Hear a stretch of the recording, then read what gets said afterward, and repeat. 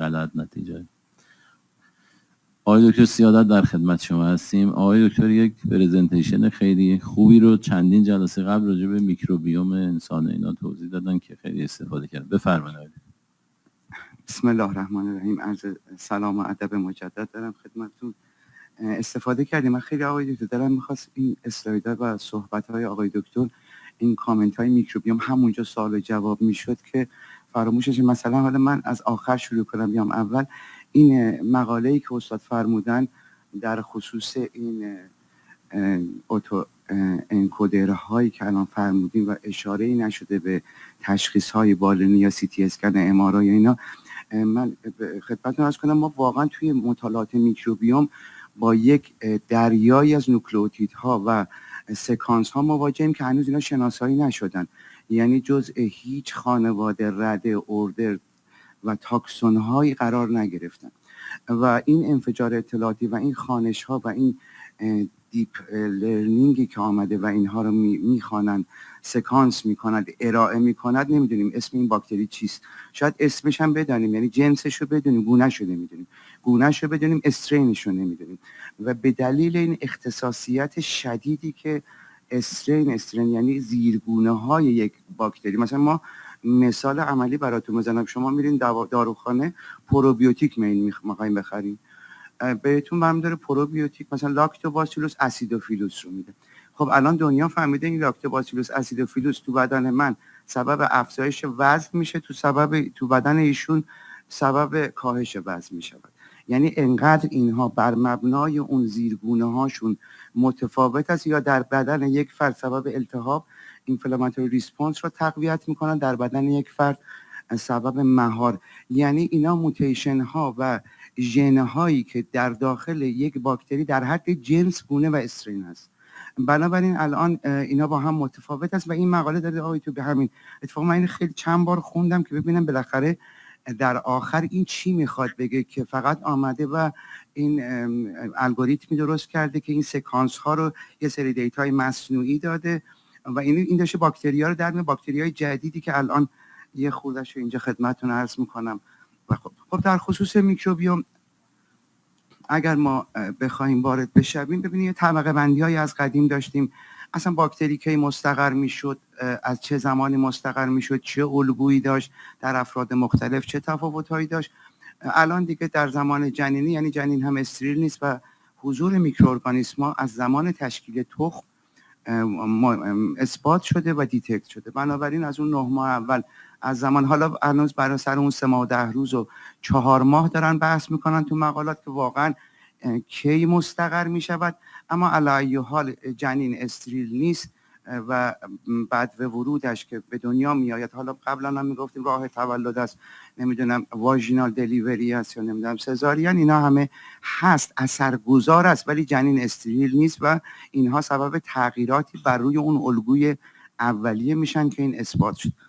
اینا رو میدونستیم. تنوع میکروبی میدونستیم که باز هرچی به سنین بلوغ و جوانی نزدیک میشیم، جمعیت باکتریامون هم به لحاظ کمی و هم به لحاظ کیفی افزایش پیدا میکنه.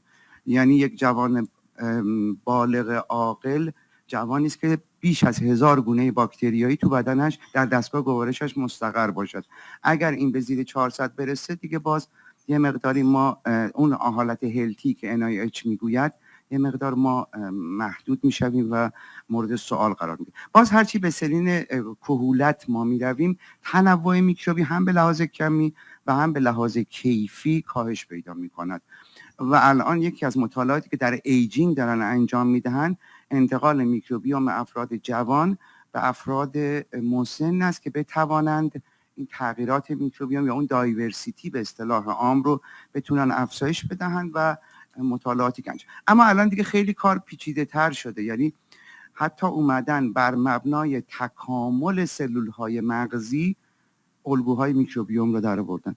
یعنی کی نورون ها افزایش پیدا میکنن، کی بلوغ پیدا میکنن، که تخریب داریم ما، کی نکروز داریم در سلول ها، چه آستروسیت ها باشن چه میکروگلیال ها. باز یک پترن هایی بر این مبنا در آمده که چه باکتری هایی در اینجاها مستقر و نقش دارن. خب همطور که آقای تو فرمودن، جناب آقای مقدسی فرمودن، تمام اینها از پروژه هیومن میکروبیوم پروژکت شروع شد دیگه که NIH شروع کرد. 2003 بود که پروژه ژنوم تموم شد، بعد پروژه ترانسکریپتوم شروع شد، بعد پروژه پروتئوم شروع شد و 2007 تا 2016 هم که فرمودیم پروژه میکروبیوم. از 2016 پروژه کانکتوم شروع شده توسط NIH و کاری که NIH انجام داد تو دنیا اومد تمام الگوها رو در بین افراد در نژادهای مختلف توی افراد تو اختلال و بیماری در آورد. چه جوری در آورد؟ گفت فقط مثلا در افرادی که افسردگی دارن X و Y و Z میره بالا، A و B و C میاد پایین. یعنی به این صورت NIH شروع مطالعات میکروبیوم بود. تو هر اختلال بیش از 100 بیماری نان کامیونیکیبل دیزیز، یعنی بیماری مثل دیابت، انواع و اقسام بیماری‌های ریوی، بیماری‌های متابولیکی از استئوپروز و دیابت و سندرم متابولیک شما بگیریم بریم به سمت بیماری‌های ریوی، بیماری‌های منتال دیزوردر و نورولوژیک دیزوردر ها، همه اینا اومدن تعیین چی کردن؟ تعیین جمعیت کردن. A و B و C میره بالا، D و E و F میاد پایین، به این صورت بالا پایین. اما این بالا پایین رفتن ها بعداً مشخص شد که بالاخره حالا که چی، یه تعداد باکتری بالا می رود، یه تعداد باکتری پایین می آید در اختلال. و آیا اول مرغ بوده یا اول تخم مرغ؟ اول اختلال بوده سبب کاهش یا افزایش این حالت در بدن شده، یا این باکتری ها نقشی در این اختلالات دارن؟ یعنی شما وقتی سندرم متابولیک، یعنی در GLP-1، در انواع و اقسام نوروپپتیدهایی هایی که در گات مستقر ترشح میشن یا ریلیز میشن یا سروتونین، اینا واقعا باکتری ها نقشی در اینها داشتن یا اینها نقشی در کاهش و افزایش باکتری ها داشتن؟ به طوری که خدمتتون عرض کنم که ما تا آخر مطالعات میکروبیوم که سال 2016 پایان یافت،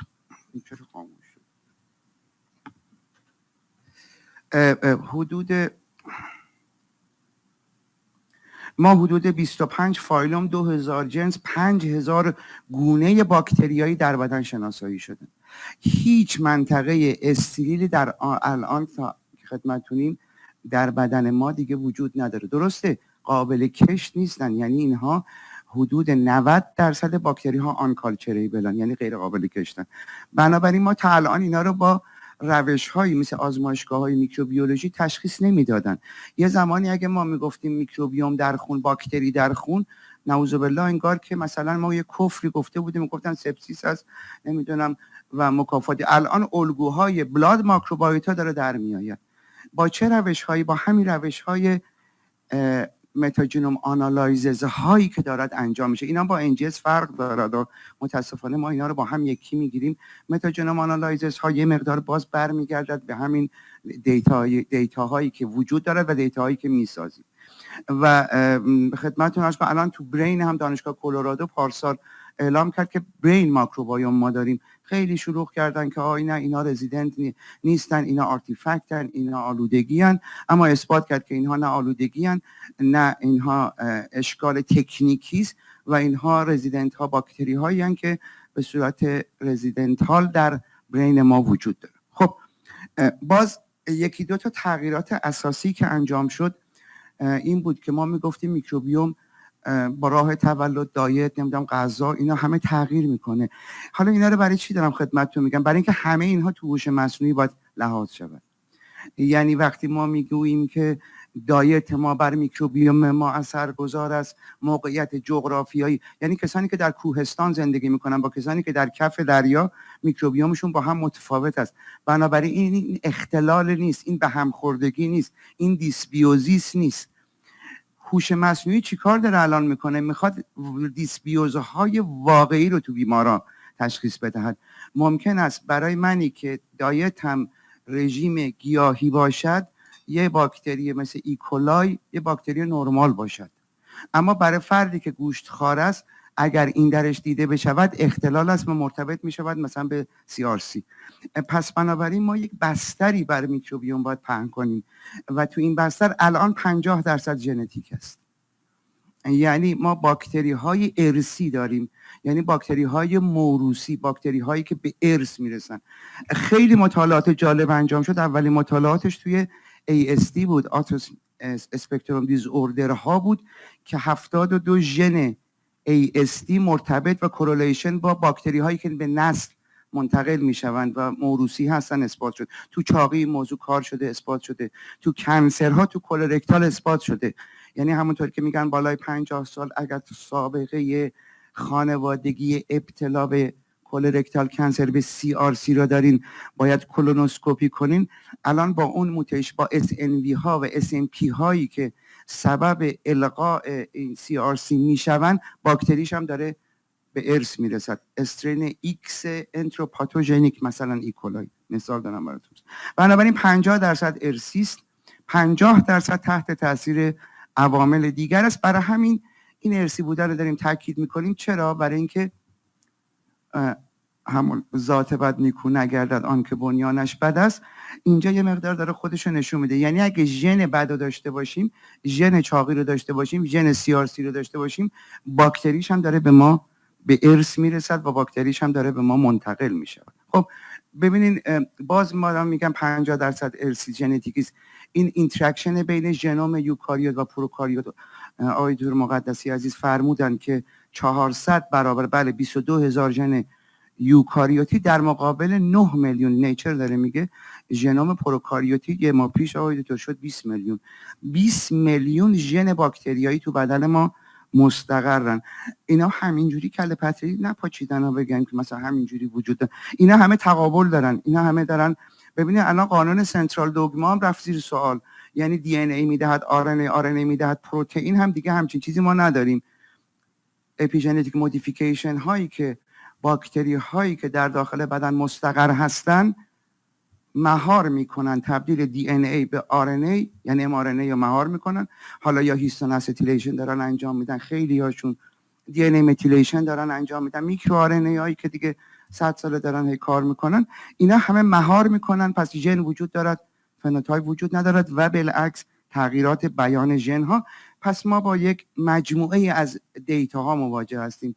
ببینید همونطور که استاد خایری عزیز فرمودن، جناب آقای دکتر فرمودن، از احادیث و حالا بگذاریم 2500 سال پیش بقراط هم میگفت تمام بیماری ها از دستگاه گوارش شروع می شود. یه ستاد فرماندهی است در واقع به عنوان neglected ارگان مشهور است و باز خدمتتون بگم الان بهش مغز دوم میگن، پوست دوم میگن، ریه دوم میگن. محورهای متعددی ما داریم از دستگاه گوارش به تمام ارگانهای بدن. حالا دیگه فقط گات برین و گات لانگ و گات هارت و گات کیدنی و دیگه گات ماسل اکسس نیست. الان اینا همه نتورک شده، شبکه‌ای شده.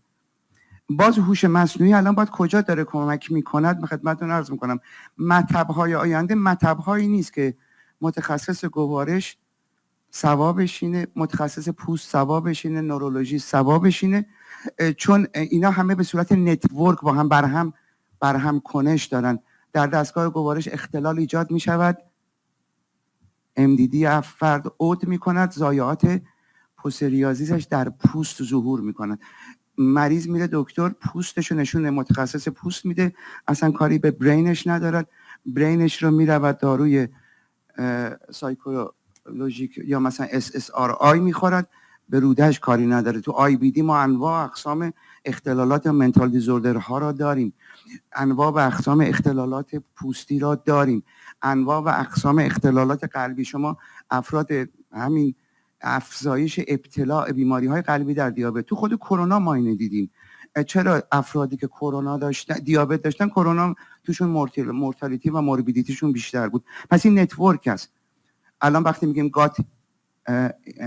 گات ایمونولوژی برین اکسس، یعنی هم سیستم ایمنی برین رو داریم میگیم، هم مغز رو داریم میگیم و هم در داخل دستگاه گوارش. ببینید دیتابیس های بزرگی تو دنیا در مورد هیومن میکروبیوم پروژکت، اولیش مال NIH بود، هیومن گاستروینتستینال بکتریال جینوم، انواع متاهیت، حالا خود باکتری به یه طرف، انواع و اقسام متابولیت هایی که این باکتری ها دارن در بدن تولید میکنن، 52658 متابولایت اگر مشاهده بفرمایید در هیومن متابولوم دیتابیس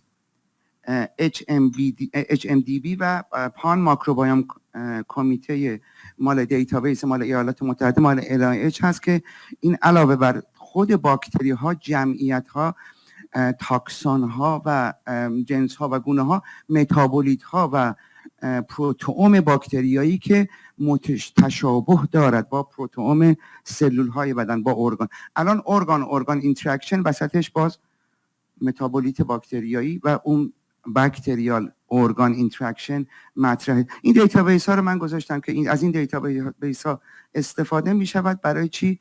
برای اینکه اون مولدها رو که فرمودین، یعنی هوش مصنوعی جناب استاد باید یا همون غیر مولدها رو که استاد مثال زدن استفاده کنه، یا میره از تو این دیتابیس ها در میاره و اون آنالیز یا پروسسینگی که کامپیوترها هست انجام میدهد که در ادامه میبینیم. خب ما انواع و اقسام استفاده از این روش های بیو انفورماتیک و هوش مصنوعی رو داریم، از متاجنومیک و آمپلیکون سیکونسینگ و متا ترانسکریپتومیک و متا پروتئومیکس و متابولومیکس و سینگل سل اومیکس ها، یعنی استفاده از مجموعه از اومیکس ها در داده های هوش مصنوعی و حالا که زیر تایتلش می شود ماشین لرنینگ و با زیر تایتلش همونطور که فرمودین می شود دیپ لرنینگ استفاده میکنن. مثلا در مورد دهان فقط هیومن اورال ماکروبایوتا دیتابیس اگه مشاهده بفرمایید، نه تنها در بیماری های دهان، در انواع و اقسام کنسرها، در انواع و اقسام اثرگذاری داروها، در انواع و اقسام اختلالات و سرطان ها میکروبیوم و متابولیت دهان موثر است. الان با تغییر گرید ها، با تغییر جمعیت میکروبیوم دهان دارن گرید های کبد چرب رو درمان میکنن. یعنی اون بهداشت دهان و دندان که سالها مطرح بود، با تغییرات این میکروبیوم فتی نفلدی ها یا نان فتی الکلیک هپاتایتیس ها رو دارن گرید 4 میکنن، 3 رو میکنن 4 و مطالعات نه تنها در مدل های حیوانی، در مدل های انسانی هم انجام شده. یه مشاهده بفرمایید، یکی از این دیتابیس های بزرگی که فقط ماکروبیوم دهان رو داره بررسی میکنه. یعنی ما یک دستگاه گوارش داریم، یه سرش دهان است، یه سرش مقعد حدود 10-12 متر. حالا این دهان رو اصلا جدا کردن از قسمت‌های کولون پاروکسیمال و کولون دیستال که اونجا 10 به توان 12 باکتری، بیش از 1000 گونه باکتریایی ما فقط در دهان داریم که اینها اصلا کاری به عفونت‌های دهان دندان ندارن، اصلا نه شرکت میکنن در پوسیدگی‌ها، نه نمیدونم در ریشه، و اگه مشاهده بفرمایید در انواع کنسرها. الان مطالعاتی که داره انجام میشه، ببینید یه مقاله بسیار جالبی بود که اورال ماکروبیوتا این کانسر دیولپمنت، انواع و اقسام کنسر و از بزاق میگیرن و بهترین بیومارکرها رو با هوش مصنوعی در تشخیص کنسرها از بزاق دهان میگیرن. علاوه بر میکروبیوم دهان، متابولوم هایی که در بزاق میگیرن استفاده میشه. اما در مورد کنسر و میکروباکتری ها، خب این برمیگرده به سال 1550 میلادی، من دیگه واردش نمیشم. همه اینها خب کنسرها منشأ باکتریایی دارن، نمیدونم کنسرها منشأ عفونی دارن، اینا خیلی قدیمی بود، کم کم اومد جلو دیگه. تقریبا براتون خدمتتون عرض کنم که اچ پایلوری بود 1983 کنسر معده، اما 2020 دیگه اصلا اینا رفت کنار، میکروبیوم و انواع و کنسرها. و همون چند تا مقالات جدید رو خدمتتون گذاشتم که مشاهده بفرمایید که چه کارهایی تو مجلات نیچر و ساینس داره چاپ می شود در مورد میکروبیوم و کنسر و استفاده از حالا این میکروبیوم هم در تشخیص، هم در درمان، هم در پروگنوز یا پیشاگهی کنسرها مشاهده می. یه جالب بود، یه 10 سال مقالاتی که در این زمینه چاپ شد. ببینید اون منحنی آبیا در واقع مقالاتی بودن که SNP ها یعنی ژنوم و کنسر، یعنی اگه سرچ میکردیم ببینید یه شیفت ثابتی دارن، یه خورده هم کاهشی شده، اما میکروبیوم و کنسر اون قرمز است و ببینید چه ریزی دارد در واقع میکروبیوم و کنسر و مطالعاتی که در این زمینه انجام شده. حالا باز خدمتتون میگم نیچ‌ها و این آنالیزهایی که انجام شده دیگه من واردش نمیشم چون وقتم کوتاه هست، سعی میکنم جمع کنم. اینایی که ما میگیم باز باکتری بالا میره باکتری پایین میاد، تو کنسر کولورکتال این است، لوزال معده این است، نمیدونم برست این است، واژینال این است، مکانیزم های مولکولی این هم جناب استاد در آمده. یعنی این باکتری چه نقشی داره، بالا پایین رفتن یه طرف، یعنی اینکه اول مرغ بوده یا اول تخم مرغ هم اینجا در آمده، باکتری سبب چه تغییراتی میگردد که این فنوتایپ کنسر بروز میکند و بالعکس. و در حد رسپتورها، مولکولها، داروها و نقش این باکتری هایی که در نقاط مختلف، کنسر پوست شما ملانوما رو یه سرچی بفرمایید و میکروبیوم انتا مقاله، گلیوما رو شما سرچ بفرمایید میکروبیوم انتا مقاله. حالا یه خود قدیمی تر کورلیشن و بالا پایین رفتن، الان مکانیزم اثرگذاری، اما حالا نتیجهش چیست؟ نتیجهش این بیگ دیتا ها، استفاده از الان ما با یک انفجار اطلاعاتی تو زمینه میکروبیوم مواجه هستیم. یعنی پس شد یه سری خصوصیت های فرد است، ژنتیک افراد است، ژن هاست، لایف استایل است، پروتئوم هیومن است، متابولوم هیومن است. در کنار این اگر نسبت 39 تریلیون به 30 تریلیون سلول رو بررسی کنیم، حالا همین ها در مورد میکروارگانیسم هایی که در نیچه های مختلف مستقر هستند و همین بلاست کردن اینها که کدام یک، بعضی از مسیرها رو الان فهمیدن کاملا باکتریایی است. تو سایکولوژیک دیزوردرها که بسیار بسیار کار شده و مشخص شده که بعضی از این متابولیت هایی که سبب ایجاد اختلال در مسیرهای عصبی میشوند اصلا مسیر یوکاریوتی ندارن و کامل. مثلا شما یکی از مسیرهایی که تریپتوفان تبدیل به اندول میشود و میرود اون مسیرهای مکافاتی که در برین ایجاد میکنن اصلا مسیر یوکاریوتی نداریم.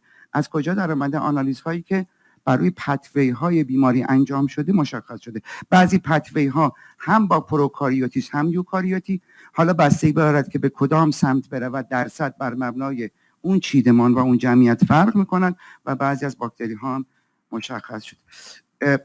خب من اینا رو میگم وقت نیست. حتی اثرگذاری داروها در کنسر، اثرگذاری میکروبیوم بر افیکیسی داروهای شیمی درمانی، نه تنها شیمی درمانی، ایمونوتراپی، کیموتراپی و رادیوتراپی هم بر مبنای الگوهای باکتریایی و ژنوم افراد در آمده و مشخص شده. و حتی توکسیسیته داروها، باز اینها الگوریتم های مشخصی در آمده. الان تو دنیا میرن آزمایش خون میدهن، ژنوم افراد تعیین میشه، کیموتراپیشون تعیین میشود. الان میرن نمونه استول میدهن، میکروبیوم مدفوعشون، میکروبیوم رودهشون در میاد، تعیین چی میشود؟ تعیین کیمیوتراپی و یا رادیوتراپی میشود. اما در مورد هوش مصنوعی من فقط خیلی داشتم نگاه میکردم این مقالات، یه دسته بندی کردم. باز اساتید فرمودن اگر ما این سیر هوش مصنوعی باشد و قسمت های مختلفش، هنوز علوم پزشکی تو اون قسمت اولیم ما، یعنی هنوز فقط ما ماشین لرنینگ و دیپ لرنینگ رو داریم تجربه میکنیم. یه خورده پایین تر که بیاین، اگر این NLP رو مشاهده بفرمایید، لنگویج پروسسینگ همین نیست که استاد فرمودن، در مورد این دیتا سازی مصنوعی است که تعیین تاکسون های باکتریایی یا ژنوم ها رو انجام بدن و خیلی مونده ما تا به علم روباتیک در پزشکی برسیم که واقعا در این موضوع مطرح باشد. خب یه خورده در مورد این ورد کلاد ها هم الان باز اینا در هوش مصنوعی استفاده میشه. میدونید واقعا الان دنیا رو این ورد کلاد ها دارن، یعنی قطر و سایز و نودی که بر مبنای کورلیشن ها با اختلالات و بیماری ها وجود دارد. باز استفاده از بیگ دیتا هایی که استفاده می شود در پزشکی شخصی شده یا پزشکی شخص محور در درمان سرطان ها، همونطور که فرمودن یکی دیتا ست ها رو تست میکنن، ترینینگ دیتا ست ها داریم، ورودی به اینها داریم، پروسسینگ اینها رو داریم و بعد آوتپوت اینها رو داریم که استفاده از کل سلول، باکتری، متابولوم، پروتئوم، ترانسکریپتوم، SMP، SMV و انواع و اقسام اینتگرون های ممکن است تغییر بیان ژن ها را تغییر بده. این هم باز یه مقاله‌ای که بود از آرتفیشال اینتلیجنس در گات ماکروبایوم برای عنوان پیش پردیکتیو بیومارکر ها که آقای دکتر فرمودن. در مورد ریه خیلی یه مطالعه خیلی جالبی شد، آخرین اسلایدام تقریبا خدمتتون. در مورد ریه یه مطالعاتی که انجام شد جدیداً در این انجمن رادیولوژی اتحادیه اروپا، این سی تی اسکن ها و ام آر های ریوی رو با استفاده از هوش مصنوعی در کنار لانگ ماکروبایوم کنار هم گذاشتن و بررسی کردن و دادن به 5 تا رادیولوژیست جوان، 5 تا رادیولوژیست با سابقه و 5 تا و هوش مصنوعی دیگه، اون 5 تا نداره ببخشید. و مشاهده که کردن دیدن که 21% رادیولوژیست های جوان تشخیص واقعی رو دادن، 81% رادیولوژیست های حرفه‌ای اتحادیه اروپا و 91% تونست هوش مصنوعی در واقع لانگ کنسر اولیه رو تشخیص بدهد و این کنار هم بود که این از مقالهشو گذاشتم اینجا خدمتتون مشاهده بفرمایید. میگم اینا فقط سی تی اسکن نیست. مثلا شما در سی آر سی علاوه بر این که شما آزمایشات ایمونولوژیکی دارین، فلورسنت های ایمونولوژیکی رو بررسی می‌فرمایید، پترن ژنوم رو بررسی می‌فرمایید، متابولوم رو بررسی می‌فرمایید، استول ماکروبیوم رو بررسی می‌فرمایید، خود شورت فتی اسیدها رو تو بلاد بررسی می‌فرمایید. در کنار این لایف استایل، در کنار این دایت، در کنار این وزن، بی ام آی، یه مطالعه باز انجام شده در مورد دسته‌بندی کولون کنسر. اصلا کولون کنسر مثلا شما نمیتونید میام بگین در کولون کنسر در مرحله ارلی استیج تو پولیپ ها همون باکتریا رو داریم که در مرحله مثلا در مرحله اکیوتش ما داریم یا در مرحله ریمیژنش ما داریم. همه اینها با هم به لحاظ پروتئوم، متابولوم، میکروبیوم و هم به لحاظ درمانی و بافشناسی و کراس سکشن هایی که از هیستولوژی و لام های پاتولوژی در می آید با هم متفاوت است. اینا همونطور که فرمودین 10,000 تومور رو مطالعه کردن، حتی اینترا تومورال باکتریا ها رو در آوردن، دی ان ای هاشو طبقه بندی کردن و اینها رو در اختیار این ماشین لرنینگ قرار دادن، دیپ لرنینگ البته، و اینها رو آنالیز کرد و الان بلاد ماکروبایوت ها در تشخیص سرطان ریه اصلا تو پایپلاین های لانگ کنسر ها آمده و دارن استفاده میکنن. و اینم اسلایدم دیگه استاد فرمودن، من دیگه تکراری همونی که در واقع مسیر استپی که فرمودین که FMT در واقع این میخواد بگه که ما FMT مصرف کنیم یا نکنیم. این هنوز پروتکل است، تو قسمت پروتکل مقالات چاپ شده، هنوز ریزالت این در نیومده. اما اینه که چطور ما بتوانیم از FMT، الان غیر از FMT واژینال ماکروبایوت ترانسپلانتیشن، FMT یعنی فکال ماکروبایوت ترانسپلانتیشن که یه ماه پیش قرص خوراکیش هم در آمد، یعنی قرص خوراکی که به عنوان قرص استول است دیگه در واقع حالا چیز مصرف میشه و FDA اپروو هم شد. خود FMT اصلی مال 1956 است که انجام میشه. الان واژینال ماکروبایوت ترانسپلانتیشن، پیوند و میکروبیوم واژن دارن انجام میدن. اسکین ماکروبایوت ترانسپلانتیشن داره انجام میشود و پیوند میکروبیوم پوست در بسیاری از موارد. و در خصوص اینکه واقعا ما مطالعات میکروبیوممون هم تغییر کرده، قبلا فقط بر مبنای 16 RNA بود، الان دیگه 16 RNA فقط میگه کی رفت بالا کی اومد پایین. همیشه من میگم مثل این فیلم‌های سینمایی که فیلم‌های تاریخی که انتا لشکر اینور و اونور هستن، اما تو این انتا لشکر 4-5 تا هنرپیشه اصلی دارن بازی میکنن، اون 4-5 تا رو هوش مصنوعی داره در میاره که ببینه واقعا اون 4-5 تا یا عامل کاز افکتا کیا هستن. ولی بالا رفتن و پایین رفتن شما در اثر عوامل متعددی است که اون دیسبیوز واقعی نیست. و در سرطان معده هم مقاله بسیار جالبی در آمده که علاوه بر ژن ابتلا به گاستریک کنسر، علاوه بر حضور اچ پایلوری به عنوان یکی از عوامل اثرگذار در گاستریک کنسر، علاوه بر مصرف عوامل متعدد در گاستریک، مثلا الان یکی از پاسخهایی که دارن میدهن چرا یه فردی 90 سال سیگار میکشد ولی ما میگیم سیگار کارسینوژن است. توی دیابت این مقاله کار شده با میکروبیوم، خیلی جالب. یعنی الان در آمده که چرا میکروبیوم فردی سیگار را کارسینوژن میکند، در فردی میگه مثلا میگن بادمجون سرخ کرده نمیدونم کارسینوژن است، یکی میگه من یه عمری دارم میخورم هیچی نمیشه، یکی میبینی. الان تمام اینها بر مبنای یک بستر ژنوم در کنار یک بستر میکروبیوم که اینها با هم اینتراکشنی دارن و در مورد مقاومت به داروهای سرطان، داروهای کنسر، این تمازولوماید چون ما خودمون هم تولید میکنیم تو کشور به عنوان داروی برین، کنسر برین است، 35% بعد از مصرف مقاومت ایجاد میشود. چرا مقاومت ایجاد میشه؟ این مقاله مال یک ماه پیش نیچر است، میگه جمعیت باکتریایی در افراد تعیین میکند که ایمونوتراپی یا کیموتراپی یا همین تمازولوماید افیکیسی دارد یا ندارد. پس بنابراین اگر ما تغییر بدهیم ممکن است بتوانیم کاری انجام بدهیم. پس ما یک بیگ دیتای بزرگ داریم که این بیگ دیتا رو پروسسینگش کار عادی نیست و همون مثل جی پی تی چت میماند که انواع و اقسام ورودی ها رو داریم. این ورودی ها رو جناب استاد از ورودی های پاتولوژی شما بگیرین در کنسرها، از ورودی های ایمونولوژیکی بگیرین، تست های بیوشیمیایی بگیرین، جمعیت میکروبیوم یک مولتی فاکتوریال است که اینها با هم کورولیشن های واقعی رو در واقع هوش مصنوعی حساب میکنه. ممکنه یه نفر مو نداشته باشه زیر ماشینم، خدا رحمت کنه که استادای ما بود میگفت کچل باشه زیر ماشینم بره، ممکنه ربطی به هم نداشته باشه. اما این واقعی ارتباطات واقعی جناب استاد توسط این هوش مصنوعی و این آنالیز هایی که فرمودن انشالله بتونه کمکی بکنه به سیستم نظام بهداشتی کشور. دست شما در خیلی استفاده کردیم، بحث خیلی جالب و خوبیه، ولی خب وقتی خورده بله دیگه همین محدوده. حالا انشالله به نظرم برنامه‌های بعدی هم به نظرم بحث خیلی خوبی. البته فرمایشات این اواخر که اشاره کردین در حقیقت ممکنه تمام معادلات تشخیصی و درمانی رو قاعدتاً به هم بزنه دیگه، یعنی با این مطالبی که الان شما اشاره کردین و اینا. حالا الان تو مثالاش نریم، بالاخره این چیزایی که همه شاهدش هست. خب وقت ما تقریبا تمام شده. یه تعدادی از همکارا و رفقا هم توی اسکایرون دارن استفاده میکنن، انشالله که از اسلایدها هم استفاده کنن. ما انشالله باید که یه تلاشی بکنیم که همکارا اینا رو بتونیم روی سایت هم بذاریم، یعنی هم اسلایدها رو اگه میشد توضیحات، چون که اسلایدها اینطوری نبود که همه به اصطلاح اسلاید همه مطالب توش باشه. مثل بعضی از اسلایدها نیست که همونا رو که پشت هم بذاری همه مطلب داره. الان توضیحاتی که جناب آقای دکتر سیادت، جناب آقای دکتر بیگی و جناب آقای دکتر مقدسی دادن، به نظرم اون توضیحات هم خیلی موثر و مفید است. حالا اگر بتونیم که ما بعداً به اصطلاح با وایس و به اصطلاح توضیحات روی سایت باشه که قابل استفاده تره.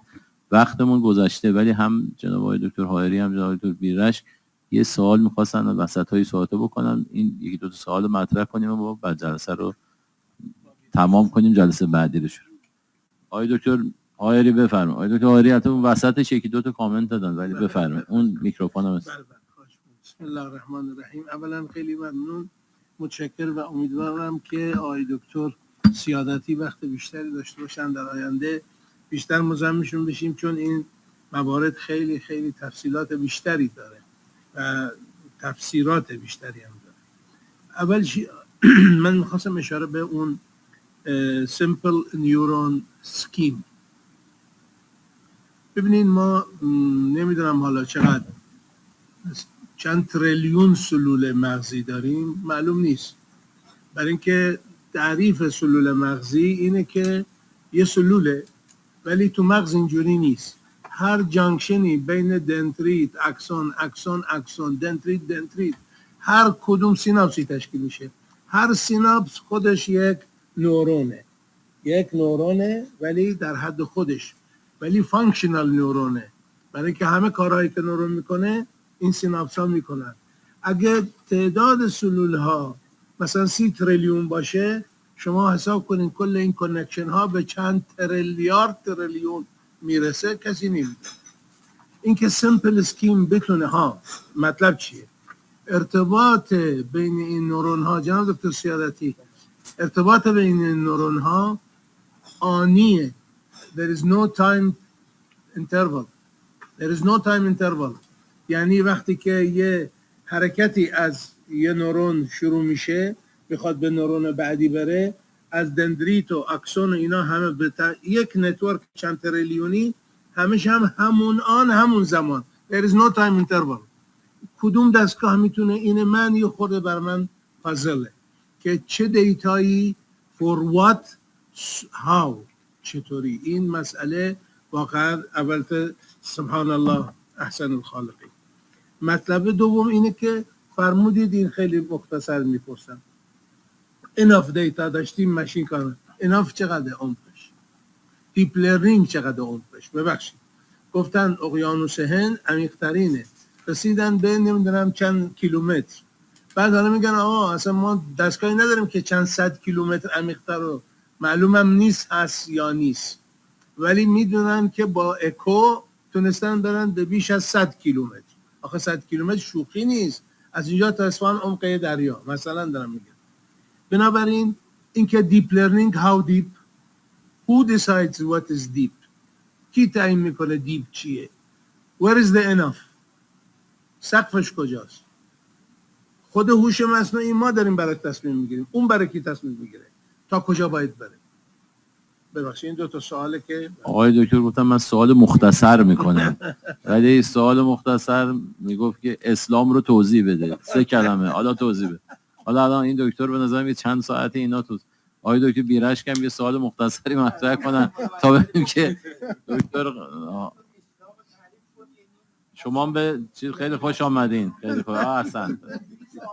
آره الان آقای دکترم توضیح میدن میکروبیوم در یه نه من یه سوال خیلی کوچیک چقدر رفت داره دکتر مقدسی دکتر آقای دکتر بیرشک از شماست. ببخشید دکتر ما راجع به هوش اینقدر صحبت کنیم، هوش مصنوعی و اینها تقسیم هم کردیم، ولی این هوش معنوی اینجا کجا میره؟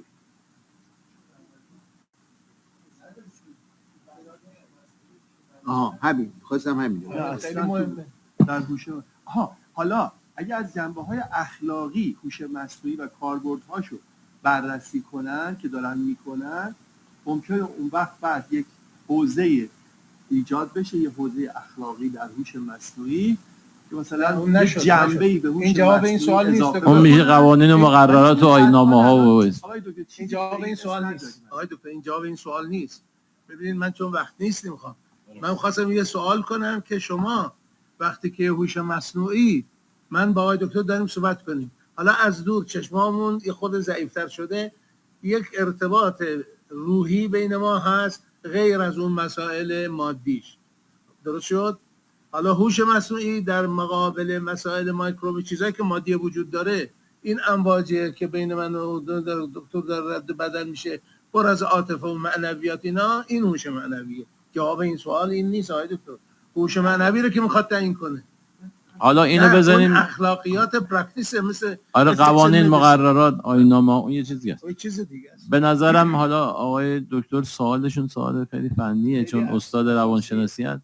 به نظرم تو یه جلسه دیگه وارد این بحث بشیم که تفاوت ماشین آخرش ماشینه دیگه، یعنی آخر این کار ماشینه، آخر ماشین تفاوت ماشین با انسان و اینا بالاخره خیلی هم.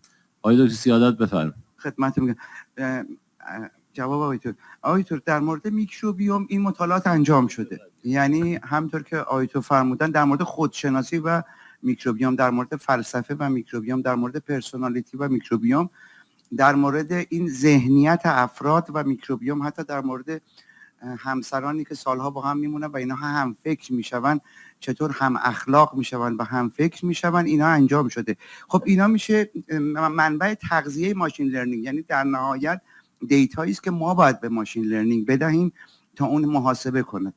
در مورد اینکه آقای تو فرمودن اینا دائم استاد داره تغییر میکند، یعنی این از خصوصیت‌های علم بیولوژیک است که مثلا ما در مورد میکروبیوم آخرین تغییراتی که الان انجام شده 13 تا از این مواردی که 20 سال داریم روش قسم می‌خوردیم الان ریخته به هم، یعنی نسبت 10 به 1 عوض شده، نسبت به فایلوم ها عوض شده. در مورد دستگاه‌های بدن مثلا متراژ پوست عوض شده، متراژ مساحت دستگاه گوارش عوض شده، یعنی با آنالیزهای تریدی مثلا دیدن زمین تنیس میگفتیم ما قبلا دیگه، الان یه زمین تنیس که نیست، هیچی نصف زمین بدمینتون است، یعنی اون 200 متر مربع تبدیل شده به 32 متر مربع، پوستی که 2 متر بود با آنالیزهای تریدی شده 25 متر مربع، یعنی اینا دائم داره خب این تغییر کنن ماشین لرنینگ به اشتباه میفته، یعنی اون مخزن دیتا ها باید اینا چالش های استفاده از ماشین لرنینگ است که ما دیتا یک بیگ دیتا هایی داریم، دیتا ست هایی داریم تو تمام زمینا که در اختیار اون آنالیزور قرار میدیم یا اون پروسسینگ. اگر اینها تغییر کند مسلما اونها هم دچار چالش میشن. دستتون درد نکنه. خیلی بحثای خوب اساسی آیدو که بگم بس که میخواین فرمایید. فرمایش دکتر هایدی رو در واقع واسه عرض داشته باشم. بخور بلندتر بگین که یعنی ما 2 مدل داریم آقای دکتر. یه مدلمون مدل‌های تجربی هستند تو روش‌های یادگیری ماشین معمولا میایم با ارزیابی اندازه‌گیری میکنیم، ولی توی در واقع مدل‌های ریاضی داریم که اصطلاحاً ما بهش میگیم نظریه یادگیری. تو نظریه یادگیری اینا قابل اثبات هست. میگیم اگر شما میخواید یک در واقع مدلی داشته باشید که این مدل در عمل انقدر کارایی داشته باشد، انقدر شما اطمینان داشته باشید به کاراییش، حالا به من بگو که چقدر نمونه آموزشی نیاز دارید. یعنی تعداد بهتون میده. یک کران پایین برای تعداد نمونه آموزشی میتونه مشخص کنه. در نتیجه روش‌های ریاضی داریم برای اثبات اینها. تو روش‌های یادگیری ژرف این مدل‌ها متأسفانه انقدر پیچیده هستن که نمیشه اثبات ریاضی براشون کرد و مشخص کرد که اینها چقدر در واقع کارایی دارن یا چقدر نمونه برای در واقع کارشون نیاز هست. مدل‌هایی که الان تو دنیا وجود دارن، مدل‌های در واقع قوی که وجود دارن، مثلا مدل زبانی که گوگل در حوزه پزشکی داده یا مدل زبانی‌های دیگری که اینا معمولا بزرگترین مدل‌ها هستن. اینا در حد چند صد تریلیارد پارامتر دارن. البته اثبات شده، اثبات هم تجربی شده که تعداد این پارامترها خیلی زیادتر از اون چیزی است که واقعا نیاز هست. مثلا بهش میگن اوور پارامترایزن اینا. که اصلا یه مدلایی تو یادگیری اومده تحت عنوان مدلای بهش میگن معلم دانش آموز، که میگن اگر شما یه مدل بزرگ داشته باشید میتونید یه بخشی از این مدل رو بیاید تزریق کنید به یه مدل کوچیک‌تر و اون مدل کوچیک‌تر یاد بگیره، همون کیفیت رو داشته باشه اما با خیلی تعداد پارامتر کمتر. این راجع به اون مبحثی که شما فرمودید که آیا میشه تعداد نمونه‌ها رو در واقع مشخص کرد؟ بله، یه راههای ریاضی وجود دارد میشه مشخص کرد. در مورد این که دیپ لرنینگ فرمودید، واقعا راهی نداریم ما الان. روش‌های تئوری وجود داره، میشه در واقع تا یه حدی مشخص کرد، ولی هیچ کدوم مبنای در واقع کار نیستن، به خاطر اینکه در تجربه مشخص میشه که طراح چه معماری رو برای این باید بچینه. این نکته دوم در مورد فرمایش شما که فرمودید چقدر عمق داشته باشن. نکته سوم، ببینید ما تمام در واقع روش‌های یادگیری ما مبتنی بر یک سری فرضیاتی هستن. مثلا 2 تا فرض اساسی که ما داریم میکنیم این هست که داده های ما از یک توزیع آماری بیان و این توزیع آماری ایستا باشد در طول هم یادگیری و هم در طول ارزیابی، یعنی این ایستا باشد. اگر ایستا نباشد تمام این مباحثی خدمتتون گفتم همه اینا میره زیر سوال، اصلا مدل ها عوض میشن و در واقع دیگه با این روش کارایی ندارن. بنابراین اگر این فرض وجود داشته باشد و یک سری فرضیات دیگری هم که ما اصطلاحاً بهش میگیم اینداکتیو بایاس، یعنی توی یادگیری حتما باید وجود داشته باشه، اون وقت میتونیم تضمین کنیم کارایی یه روش رو تا چه اندازه باشه.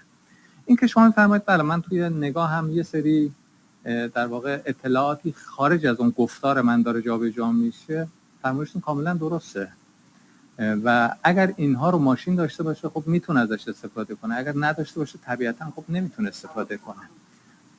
طبیعتاً توی این روش‌های ماشینی هم خب ما همه این اطلاعات رو نداریم، بنابراین تضمین توی این موارد وجود نداره. دست شما در نکنه. خیلی ممنون. آره یه خورده جلسه ما هایری فرمودن چقدر عمیق. وقتی دکتر توضیح میدادن راجع به استراکچر دیپ لرنینگ، اون لایه‌های کانولوشنی که دکتر میگفتن، خواستم الان خود آقای دکتر بگم به من که اگر تعداد این لایه‌های کانولوشنی بیشتر بشه عمیق‌تر نمیشه؟ این خواستم در واقع در راستای سوال ایشون بگم. چرا؟ ببینید از نظر در واقع تجربه نشون داده شده که هرچه ما چون 2 نوع شبکه داریم، یه شبکه پهن میتونیم کنیم، یه شبکه میتونیم عمیق کنیم. از نظر تئوری و عملی آموزش شبکه‌های عمیق بسیار سخت‌تر است، چون اینا مدل آموزششون یه مدل خیلی ساده‌ای هست. مثلا شما فرض کنید که یه چاله‌ای هست، ما می‌خوایم از بالا بیایم برسیم به این چاله. مدلی که استفاده می‌کنیم از جایی میایم که سریع‌ترین شیب رو داشته باشه یا بیشترین شیب رو داشته باشه، زودتر برسیم این پایین. این روش توی ریاضی اصطلاحاً بهش میگن نزول در امتداد گرادیان، در جهت عکس گرادیان حرکت می‌کنیم میایم پایین. اینا مبنای یادگیریشون این هست. بنابراین تا جایی میتونن یاد بگیرن که این گرادیان عدد مخالف صفر باشه، بتونن گرادیان رو داشته باشن. ولی وقتی که این عمیق میشه یک در واقع مشکلی پیش میاد، اصطلاحاً بهش میگن ناپدید شدن گرادیان. گرادیان میره به سمت صفر.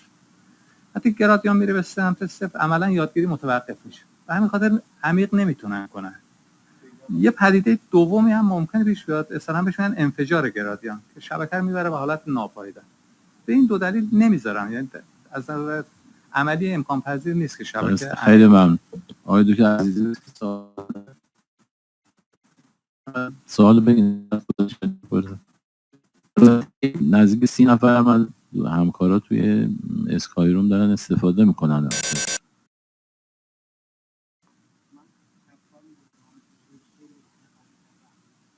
مباحثی که همکاران و اساتید محترم فرمودن، مخصوصا در زمینه عدم استریل بودن نقاط مختلف بدن، که این حالا تو حرفه‌ای که من هستم گوش و حلق و بینی شامل گوش میانی هم میشه که ما تصورمون این بوده که استریله، ولی حالا این تغییر کرده. ولی سوالی که دارم، یعنی دغدغه که سوالی که دارم مربوط به جناب آقای دکتر بیگی هستش، با اون مطلبیه که هم دفعه گذشته ایشون فرمودن هم این دفعه فرمودن، ربطی به این داستان مایکروبیوم و اینا نداره. در رابطه، چون من کارم ژورنالیسم پزشکی هستش، در مورد تولید مقاله های که هوش مصنوعی و تشخیص اینا، مثلا که ما سردبیر و فلان مجله باشیم، چطوری میتونیم اینا رو بعداً آینده تشخیص بدیم؟ من فکر کنم این هوش مصنوعی سرنوشت ژورنالیسم پزشکی هم در آینده تغییر خواهد داد، چون هیچ متاانالیز و ریویوی به دقتی که او خواهد نوشت نخواهد بود. حالا چطوری میشه با این مسئله روبرو و مواجه شد؟ شما فرمودید که حتی میشه عکسی تولید کنیم، ویدئویی تولید کنیم که کارشناس‌ترین آدم هم نمیتونه تفکیک کنه که این به اصطلاح فیکه. این چه خواهد شد؟ آقای دکتر الان هم همین مشکل وجود داره. یعنی شما مثلا همین مدل‌های چت جی پی تی که الان این مدل‌هایی که ما دسترسی هم داریم، متونی که تولید میکنن به هیچ وجه قابل تشخیص از متونی که انسان می‌نویسه نیست. به قدری روان هست، به قدری دامنه لغاتی که استفاده میکنن در واقع تخصصی و مناسب هست که واقعا قابل تشخیص نیست. من حتی خیلی ساده تر بگم، من خودم این درس دیپ لرنینگ میدم، یکی از مشکلاتی که داریم پروژه ها رو معمولا بچه‌ها از چت جی پی تی استفاده میکنن. یعنی خیلی‌هاش رو هیچ راهی ندارم تشخیص بدم. ببینید، یعنی باهاشون هم صحبت میکنیم، آخر ترم میگم ببین اون تمرین بود، ما از این استفاده کردیم، ولی واقعا راه نداریم. اصلا خیلی از برنامه‌نویسای فعلی برای اینکه کارشون رو انجام بدن میدن به چت جی پی تی، من میخوام همچین کاری رو انجام بدم، تو من بگو الگوریتمش چی است، به فلان زبانم برای من بنویس. براش کدی که تولید میکنه کد واقعا قابل اجراست. ببینید، یعنی هیچ راهی نداریم. آید الان یک از مشکلات حالا دانشگاه یعنی مشمول پلاجریزم تو زمینه مدیکال به اصطلاح پابلیکیشن اتیکس میشه؟ قابل تشخیص نیست اصلا خارج من دیدم وجود داره، هم تو دانشگاه خودمون الان مثلا تو دانشگاه ما یه کمیته تشکیل شده برای این کار، هیچ مکانیزمی وجود نداره. همه جا میگن توصیه اخلاقی کنید، توصیه کنید که این کار نکنن، خود اظهاری کنن، ولی واقعا هیچ راهی نداری. خیلی خوب، خیلی بحث خوبی بودش. آخر جلسه هم حالا انشالله توی جلسات بعدی هم ادامه میدیم. از همه همکارایی که حضور پیدا کردن، همه همکارایی که توی اسکای روم هستن هم تشکر.